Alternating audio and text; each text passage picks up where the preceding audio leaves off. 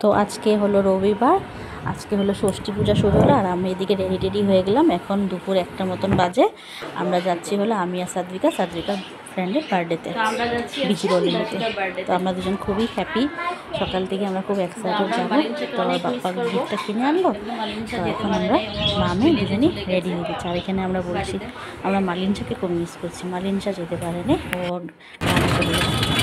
তো প্রথম ভেবেছিলাম পাপা দিয়ে আসবে, পাপা লেট হচ্ছে বলে এবার আমরা বললাম আমরা নিজেরাই যাই।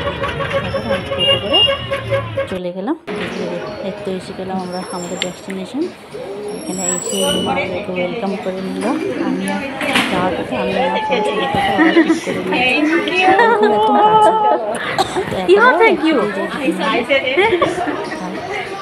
ডেকোরেশনটা খুব সুন্দর, খুব মানে ভালো লেগেছে। এত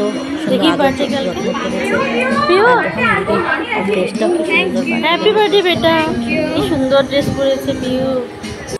তারপরে বাচ্চাগুলো সব মিলে গেছে, মিলে তো অনেক কিছু গেম টেম খেললো, সার্ভিসও এনজয় করেছে। এক্সাম শেষের পরে আমরা তো একটা পার্টি করেছি, তার ব্লগ আমি দিব, কিন্তু বাচ্চাদের হয়েছিল তো ভালো একটা, বাচ্চাদের একটা গেট টুগেদার হয়ে গেছে। তো আমরা মালিনশাকে সবাই বর্ণালীকে মালিনশাকে মিস করছিলাম। আর এখানে কেক কাটিংয়ে পারলাম, এখন কেকটা কিন্তু ভীষণ সুন্দর হয়েছে। কেকটা আর ড্রেসটা সেম ম্যাচিং করেই করেছে। Happy birthday to you, happy birthday dear you, happy birthday to you.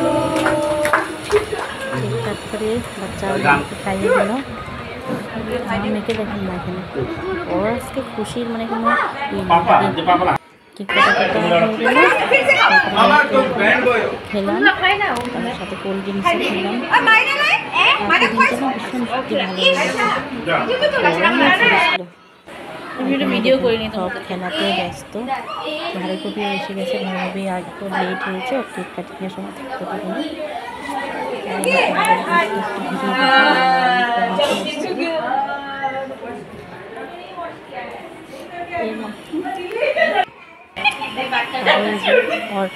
মানে আরও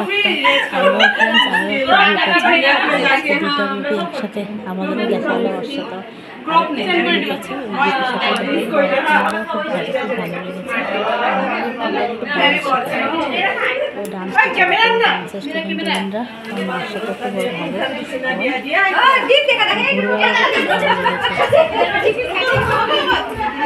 কিছু একটা হলে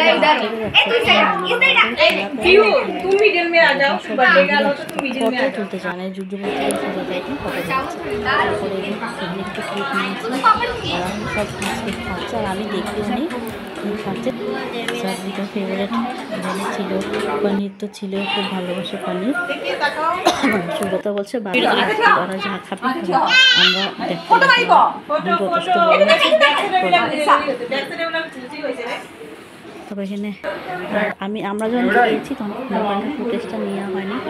এখানে ছিল হলো প্লেন রাইস, ফ্রাইড রাইস, ডাল, পনির, চিকেন, চাটনি, আরেকটা খুব ঝালটা পাচারটা ভীষণ টেস্টি ছিল। খেয়ে দিয়ে যে আমরা এখন সব বান্ধবীরা একটু ফটো শ্যুট করলাম। আর সত্যি বললাম আজকের দিনটা খুব ভালো লেগেছে, খুবই এনজয় করেছি। এই যে আমরা 4 বন্ধু, এখানে বর্ণালী থাকলে পুরো কমপ্লিট হয়ে যেত। আর এই যে এখানে এই ফটোটা ওর ডান্সের ক্লাসের ফ্রেন্ডের গ্রুপ, আর এদিকে আমাদের স্কুলের ফ্রেন্ডের গ্রুপ।